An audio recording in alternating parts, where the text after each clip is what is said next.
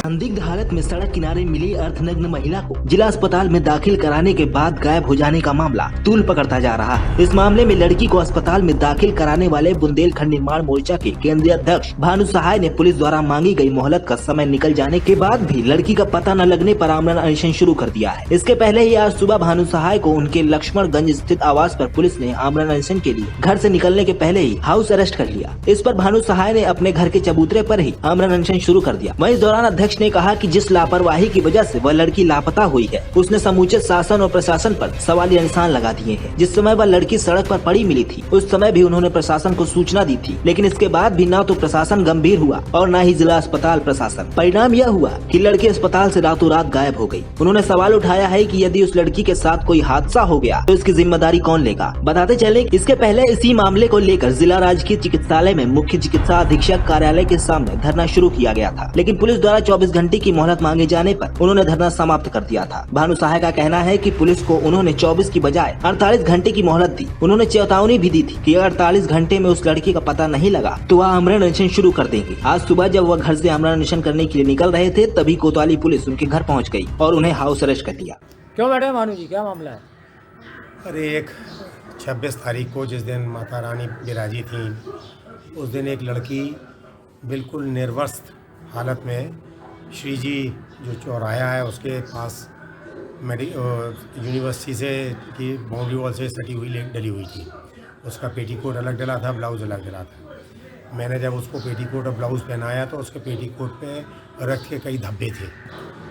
सारे अधिकारियों को फ़ोन किया, किसी का फ़ोन नहीं उठाया। आखिर में एक ACM अतुल जी ने फ़ोन उठाया और उन्होंने चौकी इंचार्ज से कहा। हालांकि चौकी इंचार्ज को भी हमको लेके आना पड़ा। वो अपने गाड़ी में ही बैठे रहे। एम्बुलेंस आई, उस लड़की को हम लोगों ने एम्बुलेंस में बैठाया और आके सिविल अस्पताल में भर्ती करा दिया।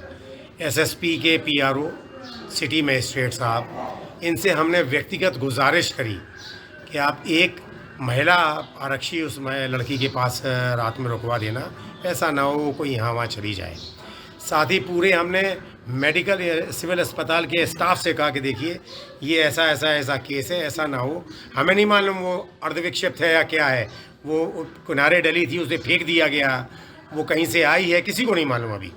तो इसकी सुरक्षा की जाए, इसको देखे रहिएगा। उसका ना तो रात में मेडिकली वो कराया गया, टेस्ट कराया गया, ना कोई और टेस्ट कराया गया। सवेरे जब हम उसको नाश्ता लेके गए तो देखा वो वहाँ नहीं है। जब वहाँ पूछा हमने स्टाफ से तो कहने चली गई होगी। हमने कहा भाई वो ऐसी थी, रात हमने भर्ती कराया था उसको। बोले यहाँ तो होते ही रहता है, चली गई होगी। हम गए उसको ले, उसके बाद वहाँ आपके CMS के पास, ना तो उनने मेडिकल लीगल की बात स्वीकारी, ना उनने FIR की बात स्वीकारी।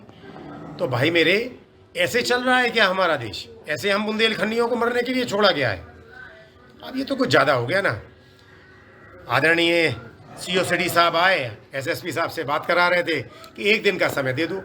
हमने 1 दिन के समय की जगह 2 दिन का समय दे दिया उनको कि भाई 2 दिन के समय में आप उसको ढूंढ दो, उसका इलाज करा दो, हम उसको किसी आश्रम में भेज देंगे।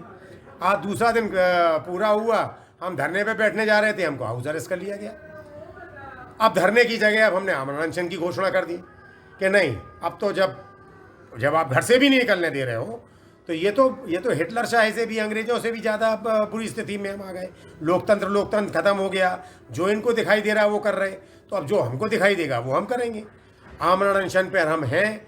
अगर हमारी मौत होगी तो हमारी देवी जी हमारे यहाँ लगी हुई हैं, उनके चरणों में होगी। अब जब तक वो लड़की नहीं आ जाएगी किसी सूरत में, आप चाहिए समय मांगने आए या कुछ और मांगने आए, अब हम उठने वाले नहीं।